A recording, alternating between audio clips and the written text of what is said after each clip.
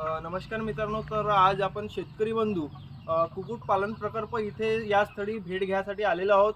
तर या स्थळाचे ओनर आदरणीय ओमप्रकाशजी भुरे यांच्याशी आपण काही संवाद करणार आहोत. तर याविषयी ओमप्रकाशजी भुरे काही सांगतील. नमस्ते सर. नमस्कार सर. सर, आपण हे कुक्कुटपालनची सुरुवात कधीपासून केली और का बरं केली?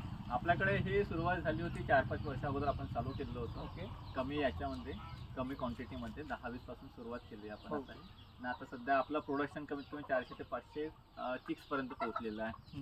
याची संपूर्ण माहिती आपल्याला देऊ इच्छितो मी. जसं की कंपाऊंड झालं, कमी खर्चामध्ये कसं करायला हवं आणि गावठी पोल्ट्री फार्मची सुरुवात कशी करायला हवी, त्याबद्दल मी तुम्हाला सांगू इच्छितो. आता तुम्ही हे जे सध्या तुम्ही हे कुक्कुटपालन चालू केलेलं आहे, ऑर्गॅनिक म्हणजे गावरानी कुक्कुटपालन आपण हे चालू केलेलं आहोत. हां. ही कशा प्रकारे केला आणि याविषयी काही जानकारी देऊ इच्छितो का आपण? हां, आपण तुम्हाला सर्वप्रथम सांगू इच्छितो की आपलं कंपाऊंडच बघा तुम्ही. हो. हा कमी खर्चामध्ये कंपाऊंड आपण कशा प्रकारे करायला हवं त्याबद्दल मी तुम्हाला सांगू इच्छितो. जसं की हे जाली झालेली लोह्याची जाली आहे हो. ही 5 फीटपर्यंत घ्यायला हवी, हो. जेणेकरून आपला पक्षी किंवा एखादी प्राणी आतमध्ये नाही यायला हवं. त्यामुळे आपण ही लोह्याची जाली वापरलेली आहे. त्यांच्यावरती फिशिंग नेट वापरलेली आहे. ही यासाठी वापरलेली की आपले पक्षी हा उडणारा असतो, गावठी पक्षी. ओके. त्यामुळे ते उडून बाहेर जायला नको, इथे राहून चारा खायला हवा. त्यासाठी आपण फिशिंग जाली वापरलेली आहे. आणि त्या सर्वप्रथम आपण ही पोल वापरलेले आहेत. हो. हे का बरं तुम्ही लोह्याची रॉड वापरली? आणि मी बघत आहे की आपण हे लोह्याची रॉड लंबी ठेवली आहे आणि सिमेंटचे जे पूल आहेत हां. हे का बरं एवढे ठेवले आहेत? याविषयी काही सांगू शकता का?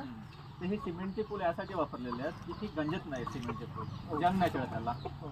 त्यामुळे आपण हे 2 फीट आतमध्ये टाकलेलं आहे. त्याला कॉन्क्रिटिंग केली आहे 2 फीटपर्यंत खाली, आणि त्याच्यावर आपण ही लोह्याचे पाईप वापरून वरपर्यंत नेलेलं 10 फीटपर्यंत. आपण याला नट बोल्टिंग सिस्टम केलं आहे, जेणेकरून आपण याला पाईप कधी खराब झाला ते चेंज करू शकतो आपण इन फ्युचरमध्ये. ओके. आणि वरून आपण याला सर्व लावलेले आहे पाईप, नाही काय, ओके. हे तर पाईप लावलेले आहे आता सर्व मी आपण. बघत आहे की आपण हे जो लोह्याचे रॉड आहेत, हां. ओके, हां. हे जमिनीमध्ये नाही गाडलेले आहेत. नाही काढलेलं, ठीक आहे. बरोबर हे आहे. सिमेंटचे जो हे आहेत पूर्ण खंबे, हां. हे आपण अंदर काढलेले आहेत. पण हे का बरं काय नाही काढलेले आहेत? याविषयी काही हे जानकारी? यासाठीच नाही काढलेले आहेत की हे खराब नको व्हायला 2-4 वर्षामध्ये, नाही का. कारण की 2-4 वर्षामध्ये लोहा हा खराब होतो आणि आपण हे क्वालिटी पाईप यूज म्हणजे- करू तर आपला खर्च वाढेल आणखी जास्त. ओके. त्याच्यामुळे आपण हे वरच्या वर ठेवलेले आहेत. नट बोल्टिंग सिस्टम आपण कॉन्क्रिटिंगच्या सिमेंटच्या पूलने केलेलं आहे याला. हे तरी पण सिमेंटचे जे हे आहेत ते किती फूट अंदर काढलेले आहेत? हे 2 फूटपर्यंत अंदर काढलेलं आहे आतमध्ये. कधी दुसऱ्या लोकांनी हे जे आपल्या पद्धत वापरले हे 3 हां. फूट वगैरे टाकलं, काही प्रॉब्लेम आहे का नाही, याच्यामध्ये? पण 3 फूट टाकून त्यांना हाईट कमी होणार मग सिमेंटच्या पूलची. ओके. त्यामुळे त्यांना 1.5 ते 2 फीट टाकलं तरी सफिशियंट आहे. ओके. कारण की वर फक्त जाली लावायची आपल्याला. त्याच्यामुळे आता- आपल्याला इथे वेटेड मटेरियल यूज नाही करायचं आहे. आता मी बघितली आहे की तुम्ही इथे लोह्याची जाली वापरलेली आहे आणि थोडासा वर तुम्ही हे नेटशीट वापरली आहे, नेटची जाली वापरली आहे. हां. का बरं हे नेटची जाली वापरली? तुम्ही लोह्याची जाली पण वापरू शकत होता वरपर्यंत, आणखी खालतं पण वापरू शकत होता. का बरं हे लोह्याची जाली आणि नेटची जाली? हे यासाठी लावली आहे की खर्च आपला कमी व्हायला हवा. लोह्याची जाली वापरून आपला खर्च वाढलेला असतो खूप जास्त, ओके. आणि फिशिंग नेट आपला स्वस्तमध्ये पडतो लोह्याच्या जालीपेक्षा.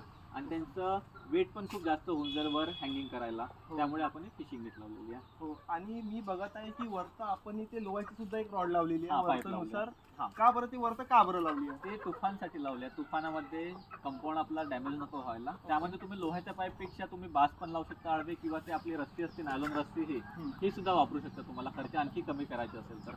ठीक आहे. जसं तुम्ही तुमचं म्हणणं आहे की कमीत कमी खर्चामध्ये आपला व्यवसाय जास्त विस्तारपणे वाढलेला पाहिजे. आपल्या कुक्कुटपालनामध्ये मिनिमम कितीतरी कोंबड्या असतील? आपल्याकडे कमीत कमी 300-400 कोंबड्या आहेत सर्व. आणि या एवढ्या जागेमध्ये किती कोंबड्या राहू शकतात? इथे 700 कॅपॅसिटी आहे, 700 700. हां. ठीक आहे. आणि जसं तुम्ही कोंबड्याचे अंडे वगैरे असतात, हां. त्याविषयी काही जानकारी देऊ शकता का? हां, कोंबड्यांचे अंडे आपण इथूनच सेल करतो मार्केटला सरळ. हो का? आपल्या याच्यावरनं स्वतः पण आपण हॅचिंग करतो, अंड्याच्या प्रोडक्शन करून आपण Yes. त्यांचे बच्चे तयार करतो. आपला हा स्पेस आहे 100 बाय 70 फीटचा आहे आपला हा चौरस. हो. त्यामध्ये आपण हा शेड बनवलेला आहे.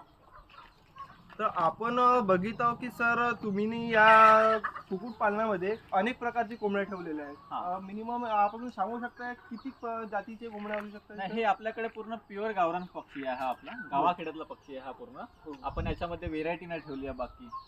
का बरं नाही? आता तुमच्याकडे हे जे सध्या अवेलेबल